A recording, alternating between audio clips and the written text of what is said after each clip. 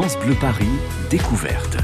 Laurent Petit-Guillaume. Merci d'avoir choisi France Bleu Paris Découverte, votre rendez-vous quotidien avec l'actualité des spectacles, des événements sur Paris, la région parisienne. Et aujourd'hui, on va vous donner envie, si c'est pas déjà fait, d'aller au Théâtre La Bruyère, dans le 9e arrondissement à Paris, pour découvrir une des pièces les plus drôles et émouvantes de la saison, Comme en 14.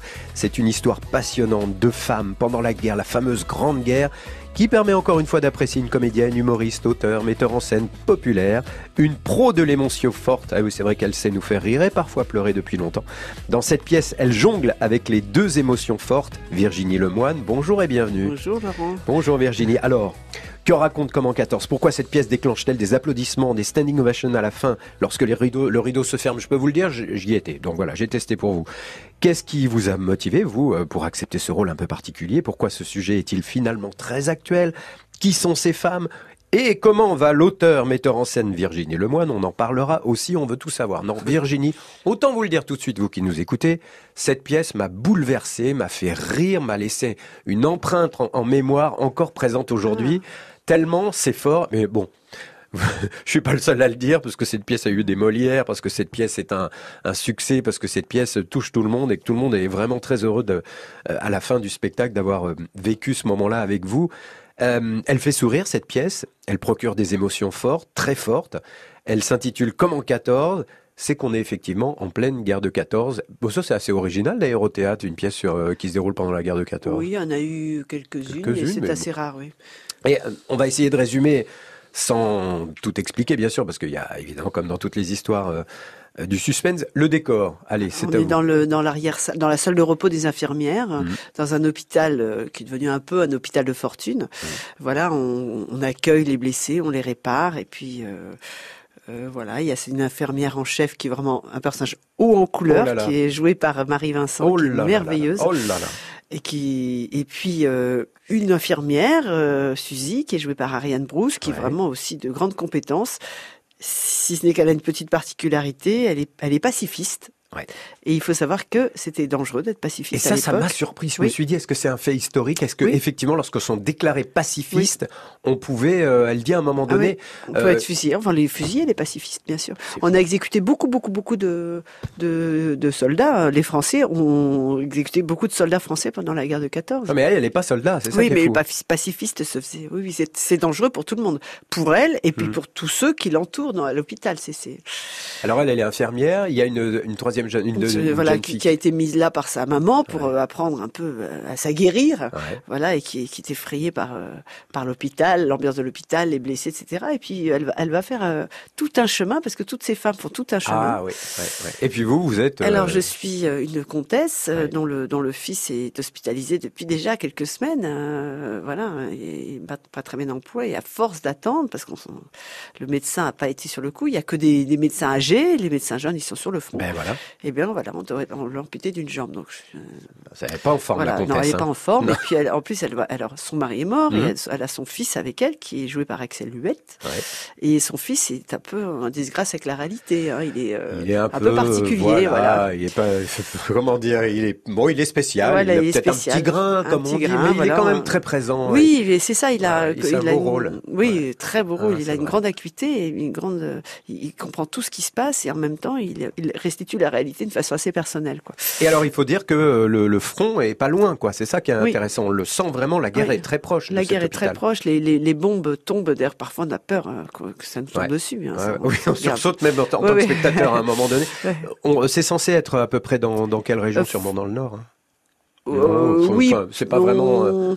On parle de Douaumont qui est pas très loin. On parle de Verdun qui est pas très loin. Donc oui, on doit être dans cette région-là. C'est fou ce qu'ont vécu ces gens-là, parce que vraiment, ils pouvaient entendre vraiment les bombes tomber pas très loin, quoi. Et pourtant, ils continuaient à vivre. C'est ça qui est fou. Bon. Et puis ça forge un caractère. Et puis on ne passe pas à côté de sa vie. On profite de chaque instant. Et ça fait qu'aussi on rigole et que ces femmes, Dieu sait qu'elles viennent toutes. Et ce jeune homme d'univers très différents, et finalement, tous ces personnages se rencontrent parce que la guerre aussi fait ça, crée de la solidarité. Parce que c'est une pièce aussi sur la guerre, quoi. Parce que toutes les guerres sont à peu près confrontées à ce genre de situation. Oui. Qui est Dany Laurent?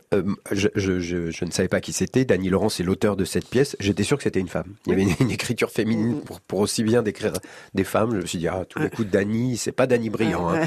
C'est Dany Laurent, et Dany Laurent est une auteure et comédienne formidable aussi, ouais. Très belle auteure. C'est elle qui a écrit cette pièce. Je crois savoir qu'elle s'est inspirée des carnets que lui a donné Marie-Vincent, justement des carnets du grand-père de Marie-Vincent qui avait connu les deux guerres, qui a fait des carnets sur ces deux guerres, et elle a fait un travail remarquable. Elle a écrit une pièce formidable parce que Marie-Vincent qui est celle qui joue Marguerite, l'infirmière en chef. Ouais. Parce qu'elle réussit, elle tient vraiment, j'ai la sensation que le texte tient vraiment les spectateurs en haleine, et en même temps, il y a beaucoup de choses qui se passent, tout le monde peut se rencontrer, tout le monde peut s'entendre. Et puis aussi, elle rend vraiment hommage à ces femmes, au courage de ces femmes. Et puis c'est un vrai éclairage sur le rôle des femmes pendant la guerre. Et c'est toujours le même, j'imagine. Comme en 14, c'est une reprise, il faut le savoir, au théâtre La Bruyère dans le 9e.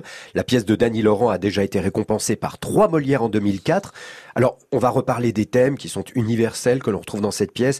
Pourquoi on passe du rire aux larmes? On va revenir là-dessus. Et pourquoi vous, Virginie, vous avez accepté ce rôle un peu particulier, mais enfin bon, comme tous les rôles évidemment. Et c'est la suite de France Bleu, dans un instant. Paris Découverte. France Bleu Paris. France Bleu. France Bleu Paris, découverte. 3 Molières en 2004, meilleur spectacle. Meilleure révélation féminine pour Marie-Vincent, qui reprend son rôle dans cette pièce. Meilleure création française. Comme en 14 méritait bien d'être rejoué, remonté à Paris, c'est le cas en ce moment. Pour foncer, profitez-en vraiment. Comme en 14 à voir ou revoir au théâtre La Bruyère.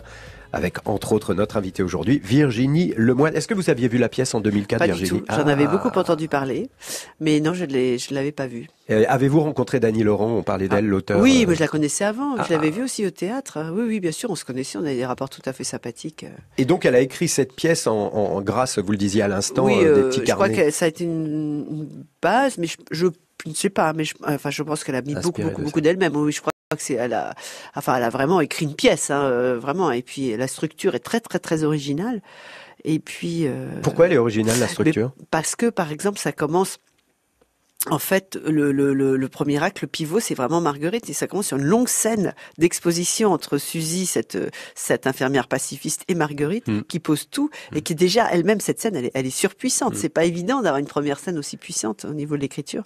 Et ça pose vraiment le décor, ça pose tous les personnages, ça annonce tous les personnages, ça pose la situation, on a tout compris. Ouais. On sait que Suzy est amoureuse de mon fils, voilà, que ça va poser problème, qu'elle a des petits secrets, qu'elle est pacifiste, on voit tout de suite qui est Marguerite. Enfin, moi je trouve que c'est. Et puis après, Marguerite qui a aussi des petits secrets. Qui a aussi des petits secrets. En fait, elle a réussi, Dany. C'est vraiment une prouesse, avec 2 personnages et une longue scène d'exposition. Mais c'est même pas une scène d'exposition, c'est plus que ça. Enfin, et puis pour nous qui arrivons après, je dois dire que c'est très confortable parce qu'on se glisse comme ça, comme dans un bain chaud. Et tout est installé. Oui, tout est installé. C'est formidable ce qu'elle a fait. Et vraiment, je trouve que ça peut. Elle a jamais caractérisé les personnages, voilà, parce que on est toutes de milieux différents, mais c'est pas caractérisé, parce qu'on se rencontre toutes et puis on s'affronte toutes à des niveaux divers. Et puis tout le monde a un petit peu une deuxième couche à découvrir, je dirais. Oui, on a tous des principes de paradoxe. Oui. Alors vous acceptez ce rôle de comtesse un peu triste, dépressive, on le comprend. Elle est veuve, son fils, on vient de lui couper la jambe, elle a un autre fils qui est là, donc elle aime beaucoup, bien sûr, mais qui est un peu difficile à vivre, parce que de temps en temps elle pète un peu un câble. Elle est fatiguée. On la comprend, et elle est fatiguée, et elle est très fatiguée. Ouais. Mais de temps en temps elle a un petit sourire, ça fait du bien quand même. On sent qu'elle. Oui. On sent qu'elle aime la vie. Comment il est arrivé dans votre vie ce rôle? On vous a envoyé le. Alors oui, c'est Yves Pignot qui avait fait la mise en scène en 2004, qui a refait cette mise. Mais alors il a fait autre chose. Voilà, c'était formidable parce qu'avec Marie-Vincent et Yves, on a travaillé, tout le monde partait à zéro. Il a refait une mise en scène, il a fait autre chose. Il n'a pas mis dans les pas des autres. Ça veut dire que ceux qui ont vu la version 2004, ils vont être surpris. Oui, tout à fait. On peut le revoir. Il y a beaucoup de gens qui viennent le revoir avec plaisir et qui voient une autre pièce qui ne sont pas déçus. Et ça, c'est formidable. Et oui, il m'a proposé le rôle, il m'en a longuement parlé, formidablement, il fait toujours Yves. Et moi, je l'ai lu, j'ai tout de suite dit oui. Ouais. Et je dois dire que la mise en scène et direction d'acteur de Div Pignou est absolument formidable. Ouais. Vous qui êtes metteur en scène, vous pouvez effectivement avoir un regard sur le travail des autres, Oui. évidemment. Et là, vous avez senti qu'il y avait, je trouve il y a un rythme formidable, extraordinaire. C'est vrai que ça Il a n'arrête pas. grand talent, beaucoup d'humanité et puis beaucoup de précision. Et puis il est comédien aussi. Et je dois dire que souvent les metteurs en scène qui sont aussi comédiens, ils ont une approche assez particulière. Et en fait, ils accompagnent, ils se glissent à chaque fois, ils se glissent dans la pièce comme ça, ils accompagnent tous les comédiens. C'est assez formidable. Enfin, je trouvais formidable ce travail. Vous avez pensé à une femme en particulier pour faire ce rôle? Oui, j'ai pensé à ma tante. C'est vrai. Oui, j'avais une tante qui devait épouser un beau jeune homme, aristocrate comme elle, désargenté. Et puis, il est allé demander sa main. Et le père a dit oui, très bien, mais je vous donne la main de ma fille, mais pas Marguerite, l'autre, qui était un peu plus ingrate physiquement. Ah bon? Oui, et l'autre, le jeune homme en question a tellement besoin d'argent qu'il a dit bon, d'accord. Alors il a déposé Marguerite sur le bord de la route et puis il a épousé l'autre femme. Terrible. Et ma tante Marguerite, elle portait ce secret. J'ai toujours vu ma tante arriver fendillée comme ça. Elle s'est mariée après? Oui, elle s'est mariée, oui. Et donc il a épousé la sœur de Marguerite. Oui. Et ça s'est bien passé? Oui, après, oui. Bon, ça va. Oui, non, ça a été finalement un mariage heureux, oui, Ah tout bon. à fait. Mais c'est une histoire que j'ai appris bien plus tard. Et en fait, je la convoque tous les soirs avec son. C'était parce qu'il faut tenir. Enfin, de toute façon, c'est pas une question de milieu parce que c'est mais même maintenant, hein, je veux dire, on voit beaucoup de gens qui tiennent. Voilà, il faut tenir. Ouais. Il y a un grand sens du devoir quand même chez les gens. Oui. Donc moi, j'avais vu avec cette tante-là. Ouais. Mais c'est bien de la reconvoquer au théâtre tous les soirs. oui, ces gens, oui, c'est un mais bel hommage. oui.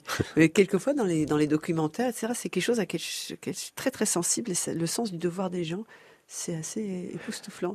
C'est aussi une pièce sur l'amitié. C'est une pièce sur l'amitié, la solidarité Oui. entre femmes. Je me suis dit, tiens, si ça avait été le contraire, si ça avait été des hommes, est-ce que ça aurait donné la même chose? Eh ben, je crois pas. Je ne sais pas, mais moi, je ne caractérise pas les gens en fonction de leur sexe. Oui, mais je Ouais, pense que je me l'amitié... méfie toujours il y a un truc en plus. des qualités qu'on impose comme ça. Ah non, à c'est une catégorie. un autre, c'est pas une qualité supplémentaire. Je pense que cette pièce, elle révelle bien que l'amitié entre femmes, la solidarité entre femmes, on partage tout. À un moment donné, on partage tout. Et je pense que chez les hommes, il y a peut-être un truc qu'on garderait, un petit secret. Là, Je ne sais pas, finalement, il y a peut-être. tous les En secrets tout cas, qui sont révélés. C'est ça, les secrets sont révélés. Et puis elles ont en commun, ce qu'elles comprennent, c'est que c'est elles qui mettent au monde les soldats. Ouais. Et que leurs enfants sont tués. Et que pour toutes ces femmes, quelle que soit leur position, qu'elles soient pacifistes ou absolument opposées au pacifisme ou effrayées par le pacifisme, c'est quelque chose qui leur parle parce que elles mettent au monde les enfants qui servent après de chair à canon. Et ça, Oui, c'est ça, aussi un sujet... je pense que ça les réunit universel. vraiment. Ça, c'est juste. Oui, tout à fait, oui. Comment 14, un véritable hymne à la vie, ça aussi c'est vrai. Un bel hommage aux femmes d'hier et peut-être d'aujourd'hui. On va continuer à en parler avec notre invitée Virginie Lemoine à l'affiche du théâtre La Bruyère avec cette très belle pièce à voir ou à revoir. Pour l'instant, c'est jusqu'à fin juin, mais bon, faut tout de suite réserver, faut y aller maintenant, faut pas attendre. France Bleu Paris, découverte. Laurent Petit-Guillaume. Alors, si vous nous rejoignez, c'est France Bleu Paris Découverte. Aujourd'hui, on s'intéresse à une pièce de théâtre actuellement et jusque dans les semaines qui viennent, à l'affiche du théâtre La Bruyère. Ça s'appelle Comment 14 avec Marie-Vincent, Ariane Brousse, Katia Miran, Axel Huette et notre invitée Virginie Lemoine. Tiens, Virginie, on était à l'instant dans les coulisses de la Cinémathèque. Est-ce que votre envie de jouer la comédie, elle est née grâce au cinéma, un film ou plutôt au théâtre, ou plutôt... En fait, c'est grâce à la Comédie Française, en allant à la Comédie Française. Ouais, mais que j'avais tellement envie d'être comédienne quand j'étais petite que je regardais très attentivement les génériques de films. Je me disais peut-être en étant très attentif, je verrais mon nom. Mais à la Comédie Française, vous y alliez petite? En fait, oui. Enfin, je suis toujours allée au théâtre et puis vraiment la soirée qui a fait basculer ma vie, c'était La Puce à l'oreille. Avec notamment Michel Duchossois et Georges Feydeau. Et ensuite, on avait dîné avec Georges Feydeau. Et il nous avait raconté, il nous avait montré d'ailleurs... On avait dîné avec Georges Feydeau? Avec Alain Feydeau, pardon. Oh là là, c'est la fatigue. Avec Alain Feydeau. Non, je n'ai pas cet âge-là, bien que je sois très âgée dans Adrienne. Non, avec Alain Feydeau, il nous avait montré les coulisses, sa loge, les ascenseurs particuliers pour les robes à crinoline. Ça m'a vraiment fait rêver et c'est parti de Mais vous aviez quel âge? J'avais 18 ans. Ah, bien aussi d'avoir accès à ça. Hein. Oui, effectivement, à 18 ans, là, c'était parti. Oui. Bon. Le théâtre La Bruyère, vous le connaissez plutôt bien. C'est un théâtre très agréable dans le 9e, rue La Bruyère, métro Saint-Georges, pour ceux qui connaissent pas. Vous avez joué Piège mortel en 2017 et puis vous avez coécrit une pièce avec Sophie Forte, Chacun pour soi, que j'avais beaucoup aimé. Qu'est-ce que c'était bien Chagrin pour soi. Oui, Chagrin pour soi. Qu'est-ce que c'était fou, c'était dingue, mais c'était une pièce vraiment aussi qu'on peut pas oublier, qui était à l'affiche l'an dernier. C'est un théâtre que vous pourriez qualifier comment ? Moi, je trouve que c'est très agréable, très accueillant. On est formidablement bien assis, on entend très bien. C'est vrai. Et puis, il est très soigné, ce théâtre. Il est refait régulièrement, il est très entretenu, et je trouve que c'est agréable. Il y a un truc agréable aussi, c'est que la plupart du temps, les acteurs, les actrices qui sont sur scène, on peut les retrouver juste à la sortie.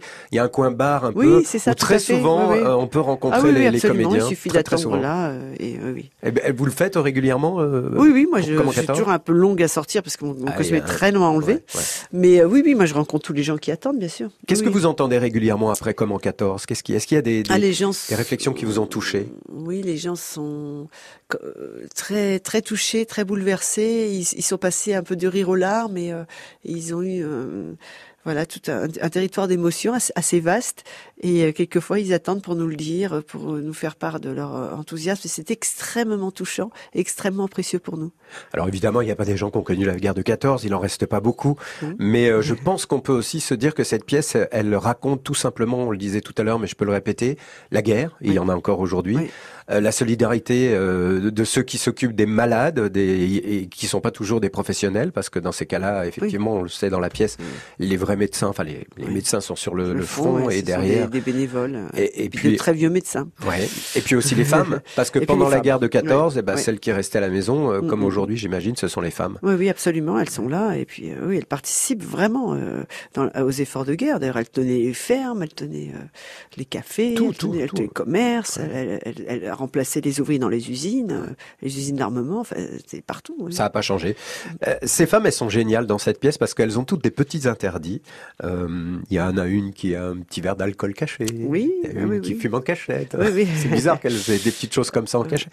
Il y en a une qui a envie de chanter une chanson un peu paillarde, elle y va. Et tout ça grâce, alors je ne sais pas à quoi, peut-être grâce à l'amitié qui est née. Tout ça, ça va être révélé. Voilà, parce qu'on peut dire que cette petite salle de repos d'infirmière, quelque part aussi, c'est un territoire de liberté pour elles. Vraiment, c'est l'endroit où elles peuvent se poser, elles peuvent parler, elles peuvent rire et se raconter. Et la comtesse, c'est là où elle va craquer. Alors elle craque, elle a un parcours assez douloureux, parce que déjà elle arrive, elle n'a pas dormi de la nuit. Ce qui lui reste, elle est veuve. Son fils, elle s'est amputé, l'autre. Donc ce qui lui reste, c'est l'alcool. C'est très émouvant. C'est très émouvant ce passage-là. Bon, c'est à découvrir, on va pas tout vous raconter non plus. Bon, on a parlé de la pièce de théâtre, c'est où La Bruyère. On a parlé de l'auteur, du metteur en scène, du rôle de Virginie, des autres comédiens, comédiennes. On va s'intéresser à l'avenir maintenant. Et notamment, pourquoi pas l'avenir de l'auteur, Virginie Lemoine, metteur en scène et comédienne. On en parle dans 3 minutes. France Bleu Paris. Elles et ils vous feront rire et parfois vous verserez une petite larme. 4 comédiennes à comédiens sont à l'affiche de Comment 14 au théâtre La Bruyère. Une belle histoire de femmes et un homme confrontés au drame de la guerre, de la grande guerre, et qui se serrent les coudes pour vivre un quotidien qu'impose l'histoire, évidemment. Et ça finit plutôt bien, mais on vous dira pas pourquoi. C'est avec, entre autres, Virginie Lemoine, notre invitée, encore quelques minutes sur France Bleu Paris. Virginie, le grand public, tous ceux qui nous écoutent, vous suit depuis longtemps. Est-ce que vous avez commencé à devoir signer des autographes à l'époque de Ainsi font, l'émission de Jacques Martin dans les années 90 ? Oui, ça devait être assez modeste. Ça a commencé petit peu là. Le nombre d'autographes a-t-il été multiplié par 10 à l'époque de La Classe sur France 3, puis d'abord c'était FR3. La Classe, j'en signais pas. C'était pas après. Après il y a eu Ainsi font, et puis après il y a eu. Alors là, Gabriel. Là c'était foutu, parce que là vous avez dû commencer à mettre une perruque, des lunettes noires pour sortir dans la rue incognito à l'époque du votre duo avec Laurent Gérard dans l'émission Studio Gabriel de Michel Drucker. Bon là c'est devenu de la folie. On pouvait pas mettre un pied dans la rue. Moi j'étais très très en souffrance de ça. Ah bon? Oui. C'est un souvenir difficile? Oui, parce qu'il n'associe absolument pas un surcroît de publicité, un surcroît de bonheur. Pas du tout. Et je suis très très timide et les gens sont extrêmement gentils, mais j'avais vraiment, j'ai besoin de vivre normalement. C'est-à-dire, c'était arrivé. Ah oui, c'était arrivé trop vite ou c'était arrivé Non, alors que non, vous mais aviez ni pas trop envie vite que ni ça trop. arrive. Non, je Pas votre truc, ça. Non, c'est pas mon truc. Je veux être comédienne, mais pas. Oui, non, voilà. Et c'était un peu too much. Là, oui, j'en ai souffert. C'est vrai. Mais oui, j'en ai souffert. J'ai souffert d'un excès de popularité comme ça. C'est quelque chose qui me paraissait pas. Je le comprenais pas. Et donc, je me suis dit, cet avion est beaucoup trop grand pour moi. Je vais le poser sans me scratcher. Je vais en prendre un plus petit. C'est ce que j'ai fait. On n'a pas conscience de ça. On se dit, ils ont de la chance. Bah, c'est tout. bien. Mais c'est bien de le dire que c'est embêtant quand on sort de chez soi et puis. Non, c'est pas embêtant, mais je veux dire, c'est très intimidant, voilà. C'est pas embêtant, c'est très très très intimidant. Ouais. Non, les gens m'embêtent jamais. Mais alors, il y a eu quand même 14, là on parle de la télé, il y a eu 14 saisons de la série Famille d'accueil, diffusée sur France 3 de 2001 à 2016, qui est d'ailleurs, je vous préviens tout de suite, rediffusée en ce moment, depuis janvier, tous les lundis soirs sur France 4. Ah, superbe. Oui, j'ai vu. Tous les épisodes. Je peux plus les regarder parce on a perdu Ginette. Ah oui, c'est vrai, ça a été on a perdu Ismaël Meki, je peux pas regarder les épisodes. Mais... Je comprends, mais là, il y a des gens qui vont vous redécouvrir dans cette belle série Famille d'accueil. Ah oui, non, mais c'était formidable. Mais là aussi, c'est une immense popularité. Je me demande si c'est pas plus, maintenant c'est quelqu'un de la famille. Oui, tout à fait. J'aimais beaucoup le retour que j'avais des gens que je croisais avec Famille d'accueil. Donc plus agréable. Ça a toujours été très très très agréable. Les gens ont toujours été très très gentils. Hein. Mais c'est vrai que cette proximité du personnage avec les enfants, ça crée un contact particulier avec les gens que l'on croise. Oui. Vous êtes comédienne, mais aussi metteur en scène, auteur. Ces deux casquettes vous vont très très bien. Est-ce qu'en 2019, vous avez l'intention de les réutiliser? Ah oui, beaucoup. Alors, on y va. Alors, je vais avoir 4 spectacles légers en Avignon, dont certains se reprennent à Paris. Il y a Suite française, qui est l'œuvre d'Irène Mirovski. Mise en scène. J'ai fait l'adaptation, la mise en scène. Ça se reprend au La Bruyère en septembre. Très bien. Avec les 2 parties de Suite française, avec Tempête en juin à 19h et puis Suite française à 20h30. Voilà. Là, c'est metteur en scène. Je suis metteuse en scène, co-metteuse en scène avec Stéphane Laporte du premier spectacle et adaptatrice des 2 textes avec Stéphane Laporte. Voilà. J'ai adapté un texte qui s'appelle Quand je serai grand, je serai Nana Mouskouri de David Hello, qui est un texte magnifique, une histoire vraie d'un petit garçon qui un jour qui était un petit peu en quête de sens. Voilà, qui veut donner du sens à sa vie et qui un jour a été transpercé par la voix de Nana Mouskouri et ça lui a dessiné sa vie. Il s'est dit plus tard, je serai Nana Mouskouri. Et c'est la vie et c'est extraordinaire. Ça a transformé sa vie. C'est absolument magnifique. Un livre magnifique que nous jouerons en Avignon au Petit Chien. Et je mets en scène actuellement, en ce moment, un texte de Stéphane Corbin qui s'appelle Nos années parallèles sur l'amour le plus parfait qu'on puisse imaginer, l'amour entre une mère et un fils, c'est-à-dire entre parents et enfants. Voilà. Il y a le lien, il y a le lien en ce moment avec Catherine Yegel et Pierre Palmade qui parlent de ça. Voilà, je l'ai pas vu parce que forcément je suis au théâtre, mais il paraît que c'est formidable. Ouais, et voilà, donc là C'est où? Eh bien, ce sera au Buffon à 16h45 en Avignon. Et puis à Chagrin pour soi qui reprend en Avignon, d'accord. au Théâtre des Béliers à 20h45. Et à Paris. Alors à la rentrée à Paris, c'est la Bruyère. Oui, c'est les 2 parties de Suite française en fait. C'est Tempête en juin et Dolce au La Bruyère à partir du 10 septembre. Et vous écrivez en ce moment? Et là j'écris. Je suis en train d'adapter une pièce qui s'appelle Spiridon Superstar, un texte de Philippe Janada qui est absolument formidable sur l'histoire des Jeux Olympiques. Oh là là. Et nous le montons en Suisse cet hiver. Et la comédienne? Virginie Lemoine. Eh ben, je vais jouer dans Spiridon Superstar. Voilà. Très bien. J'ai pas fait exprès, en fait. C'est bien. Et voilà. Bon, voilà, un planning bien chargé, mais c'est tant mieux. Mais en ce moment, il faut absolument aller voir Comment 14. Vous allez les aimer, ces 4 femmes. Vous allez les comprendre petit à petit, car elles se dévoilent tout au long de cette très belle pièce. Comment 14. La guerre est proche, les victimes aussi, mais elles sont là, courageuses, vivantes. Elles sont belles, elles sont passionnantes. Elles sont là pour que la vie continue, pour que les drames soient supportables finalement, et pour que le rire et l'espoir subsistent. Comment 14, une pièce à voir entre amis, en famille ou tout seul, peu importe. Même avec des enfants d'ailleurs, des enfants jeunes. Il n'y a pas de violence. La guerre est évoquée, mais il n'y a pas de. Oui, absolument. Les enfants qui viennent, ils suivent parfaitement. Alors je rappelle que c'est au Théâtre La Bruyère. Des enfants pas 3 ans, mais on va dire à partir de 10 ans. On a même eu plus jeune. On peut après parler avec eux de la fameuse Grande Guerre, parce qu'elle est quand même très présente dans notre histoire. Donc c'est au Théâtre La Bruyère, dans le 9e. Je vais rajouter que c'est du mardi au samedi à 21h, le samedi à 15h30. Et c'est entre autres avec Virginie Lemoine. Merci Virginie Merci d'être passée aujourd'hui par ici. Laurent, c'était un moment formidable. Pour nous aussi. France Bleu Paris. France Bleu.